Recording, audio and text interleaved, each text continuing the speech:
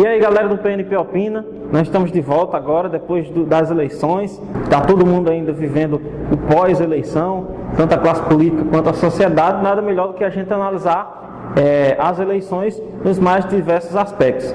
E hoje nós vamos aqui, eu vou falar um pouco das eleições, do desempenho, do resultado das eleições com o viés da comunicação e principalmente na questão do marketing, na questão dos programas e das propagandas eleitorais que foram desenvolvidas durante as campanhas. E eu estou aqui hoje com o meu colega de curso, meu amigo Renato Araújo, ele que é aluno do curso de Publicidade e tem mais propriedade para falar desse aspecto de política eleitoral, de comunicação, de marketing nas campanhas.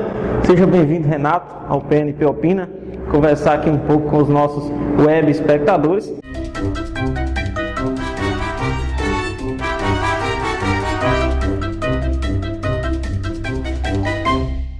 E aí, Renato, logo para começar, queria que você dissesse assim, realmente essa eleição teve como fundamental a influência do marketing e da comunicação ou é apenas especulação? Olá, pessoal do PNP Opina. Bom, eu acho que foi fundamental o marketing nessas campanhas eleitorais. Se a gente for olhar bem do lado da comunicação em si, principalmente das campanhas presidenciais, da campanha presidencial, a gente teve a figura dos marqueteiros muito presentes. A gente viu o próprio João Santana, né, que é o marqueteiro responsável pela campanha da presidenta eleita Dilma, o enfoque muito forte nessa questão do marketing, essa busca mais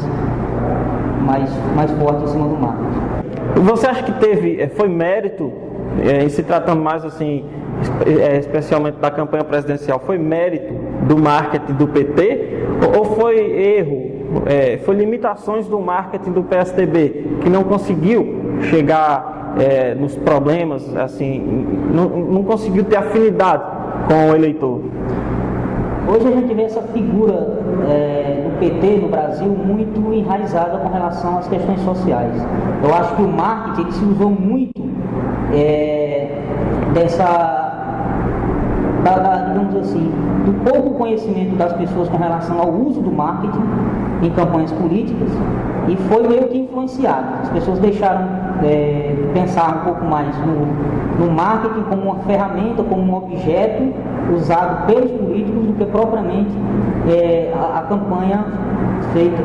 Então, de certa forma, você concorda com a declaração do ex-presidente Fernando Henrique Cardoso de que os brasileiros, os nordestinos, sobretudo, não votam em Dilma porque são pobres, sim porque são menos esclarecidos? Se a gente for olhar pelo lado do marketing, sim, porque quem tem um pouco menos de esclarecimento, digamos assim, pode ser melhor influenciado. É melhor de se trabalhar com pessoas influenciáveis do que você trabalhar com pessoas um pouco mais esclarecidas. Essas pessoas um pouco mais esclarecidas, elas vão olhar por um outro viés quando se trata de marketing. Vão ver que aquilo ali é uma ferramenta utilizada nas campanhas políticas e não uma forma do político estar trabalhando essas questões. Eu concordo, e também tem até isso o que afirma isso, comprova isso pra gente, é que o marketing ainda continua trabalhando, e aí talvez tenha sido um dos grandes erros. Inclusive o ex-marqueteiro do Aécio Neves deu uma entrevista esses dias, dizendo que o erro da campanha teria sido justamente o PSDB insistir nessa briga teoricamente de classes, dos ricos contra o pobre. E as propostas do PSDB, que era para ter ficado focada principalmente na questão econômica, que é o ponto fraco do governo PT, ampliou-se para assuntos que ficavam superficiais ou então batidos demais aos olhos do público e não criavam identidade, como por exemplo, bater na corrupção. Mas o PSDB é um partido que não tem muita credibilidade para bater na corrupção do PT. E por mais que seja esdrúxulo os escândalos de corrupção, nenhum desses escândalos de corrupção comprometeu diretamente os dois presidentes do PT, que foi Lula, que teve, eu acho que um período mais crucial ainda, que foi na época do Mensalão em 2006, e da Dilma agora. Esses escândalos não batiam de frente não comprometiam, perdão, os dois presidentes, os dois candidatos, né? Aí ficava um discurso superficial do PSDB, e as questões econômicas que eles discutiam, que era o ponto fraco do PT, eles não conseguiram criar uma identidade com o eleitor, né? Foi até o que Marina conseguiu fazer com a questão do Banco Central, só que ficou muito superficial. Ela teria que ter explicado para o povo que aquilo ia influenciar diretamente, né? E o marketing na campanha do Aécio foi também uma questão política, né, de organização da campanha. É de praxe o PSDB fazer isso, mas foi uma questão que o marketing acompanhou. O marketing do Aécio ficava batendo em pontos de que só envaidecia o ego de quem já estava votando nele. Quem não votava nele dificilmente se sentia atraído pelas questões, porque inclusive nos últimos dias ficou num rodízio, né? E aquele negócio de que dizer, se você quer mudança, você tem que votar no Aécio. Se você foi para as ruas em 2013, você tem que votar no Aécio. Mas o problema é que o povo não foi para a rua para votar contra o PT. O pessoal foi na rua para querer mudança, contra a corrupção, por melhores serviços públicos, para maior decisão do povo nas decisões políticas do país, e não necessariamente quem estava ali, aqueles milhões de pessoas, não iriam votar na Dilma. Então o marketing do Aécio não conseguiu chegar nesse povo, né? O PT ele utilizou, teve essa vantagem de ter um público mais fácil de se trabalhar, diferentemente do PSDB, porque se a gente for pensar na questão política, cada um tem o seu lado positivo. O PSDB na área econômica tem seus pontos positivos, só que o público que é maior, por sinal, o público de Dilma, o público do PT, não tem esse conhecimento todo sobre o que seria economia, sobre como se trata a economia. É um povo que é mais, digamos assim, mais ligado às melhorias sociais, e como é mais numeroso esse público, então ficou muito mais fácil o marketing de Dilma trabalhar em cima disso, bater em cima dessa questão. O ser humano, ele vota, ele opta, por mais consciente que seja, por interesses individuais. No fundo, são interesses individuais. É o seguinte, a maior parte do brasileiro, por mais que não concorde, por mais que tenha controvérsias ao projeto do PT, que é mesmo de se manter no poder, ficou claro já principalmente nos últimos anos, mas ele atende ao interesse da maioria da população, principalmente da classe média, que é uma classe que nunca é um pouco pesado dizer, mas geralmente não teve oportunidade nos governos anteriores, não só no PSDB. Essa é uma questão histórica do Brasil. Os menos favorecidos sempre foram preteridos pelos governos. E o PT atendeu isso. Então, assim, por que eu que estava sendo atendido, independente de ser nordestino ou não, até porque a Dilma teve muitos votos em regiões ricas, perdeu, mas teve muitos votos. O Aécio não ganhou de lavada em nenhum estado, assim, por que eu estava sendo, de certa forma, assistido pelo PT, embora discorde do governo, vou votar num PSDB que fala o óbvio, é contra a corrupção, quer gerar emprego, quer estabilizar a economia, fazer o Brasil crescer mais numa economia externa, não na interna. E para o empresário isso é muito interessante, mas para o trabalhador comum, ou para o microempresário que não exporta, ele está pouco se lixando se o Brasil está exportando ou não. Porque o PIB não influencia tanto assim na vida dele. Ele quer mais dinheiro, na prática, no dia a dia. E esse dinheiro não vem do PIB. Até vem, mas de uma forma muito... Aí muito complexa e não é direta. A ligação direta que ele avalia eu estou tendo como trabalhar, o meu salário está dando para eu ver relativamente, ou seja, o meu interesse individual está sendo cumprido. Então, assim, para eu sair desse governo, eu tenho que ter algo muito atrativo, que faça diferença. E aí, tanto a candidatura do Aécio e o marketing não conseguiu chegar. Né? É meio que um marketing paralelo que foi feito, né? Aquele marketing, digamos assim, oficial da campanha da presidenta Dilma, e aquele marketing meio que paralelo, como se as pessoas dissessem assim, se a gente não votar na Dilma, a gente vai perder a aposentadoria, se a gente não votar na Dilma, a gente vai perder Bolsa Família. Então, óbvio que isso não ia acontecer, né? Se a Aécio fosse presidente, isso não ia acontecer.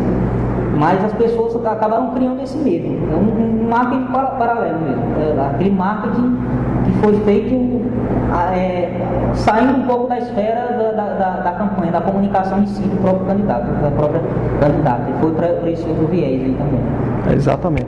Renato, e assim, uma coisa que não chegou a dar muito não deu tempo de ter reflexos na disputa, e poderia ter sido catastrófico. Inclusive, se tivesse dado tempo do marketing do Aécio trabalhar melhor, que foi o ataque, até assim, vergonhoso, de alguns militantes do PT, e atacar a editora Abril, né, da revista Veja, que realmente dessa vez eu acho que a Veja extrapolou. A Veja sempre tem um viés ideológico que eu acho até importante. Eu queria que os meios de comunicação do Brasil tivessem mais aberto essa coisa. Não, eu sou de um lado, e mesmo assim não impede que eu faça jornalismo sério, mas no Brasil isso não se tornou ainda realidade. Mas a Veja sempre deixa claro que ela é contra o PT, e eu não vejo problema nenhum nisso. Agora eu vejo problema grande em militantes ir lá e tentar atacar o prédio da revista. Isso não deu tempo, né, a ter reflexo na eleição. Mas assim, isso traz outro assunto. Há praticamente guerra que houve nas redes sociais dos militantes e algumas manifestações de ruas também, agressivas, distorcendo o debate político, né? Polemizando temas que nem eram para estar em discussão da campanha presidencial. E assim, como é que você acha que o marketing das duas campanhas lidou com isso? Você acha que foi correto? Deu visibilidade ao que era merecido? Ou trouxe alguma coisa que você acha que não era para ter entrado, nos programas eleitorais principalmente? Eu acho que o marketing dos dois lados acho que não agiram de forma correta. Eu acho que eles deveriam, a partir do momento que esse bombardeio de um contra o outro nas redes sociais, que não estava diretamente ligado a esses candidatos, eu acho que o marketing deveria dar uma espécie de apaziguar os ânimos, começar a fazer uma campanha contra esse tipo de ataque e começar a propor mais. Eu acho que meio que os dois candidatos, eles entraram também na onda. Tanto o Dilma quanto o Aécio, eles passaram, as suas equipes de marketing passaram a juntar exatamente tudo aquilo que eles estavam vendo nas redes sociais e usar na própria campanha.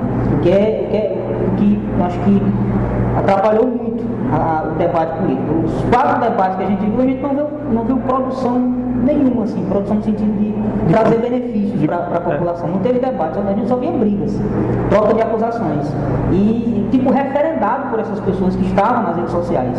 Né? Então, o marketing, ao invés de se desligar disso, acabou juntando tudo isso e causando uma guerra ainda maior. E aí, Renato, o João Santana foi mala. Ele pescou isso para a questão da Dilma. E assim, para a Dilma isso era bom, esse conflito pessoal, porque ela não ia se desgastar muito em questão de propostas de governo. A Dilma era fraca no debate, em conteúdo, se fosse no pau a pau. E o Aécio fez um trabalho na questão da preparação, não sei se foi essa equipe que fez a campanha, se já foi outra, se foi uma consultoria que ele teve. O Aécio melhorou muito em comunicação. E ele foi o melhor candidato em televisão dessa campanha, pelo menos na minha opinião.